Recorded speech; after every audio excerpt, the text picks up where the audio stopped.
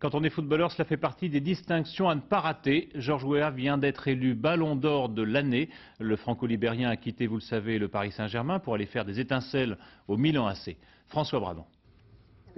Ça ne pouvait être que lui. Pour la première fois de son histoire, le Ballon d'Or de France Football n'était pas destiné aux meilleurs joueurs européens, mais aux meilleurs joueurs d'Europe. Nuance. Georges Weah n'est pas européen, mais ça ne l'empêche pas d'être le meilleur chez nous. Gérard Ernaut, le patron de France Football, a consacré en fait l'évidence.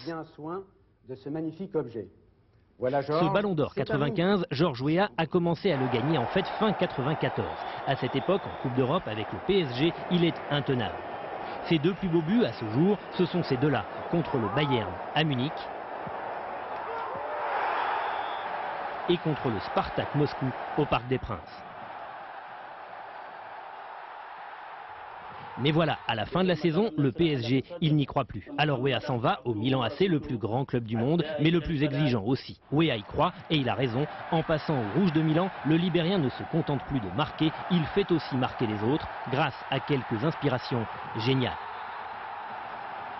L'an passé, Weah avait reçu le Ballon d'Or africain, l'occasion pour lui de mesurer sa popularité au Libéria et de prouver que la fièvre de l'or, ça n'est pas pour lui.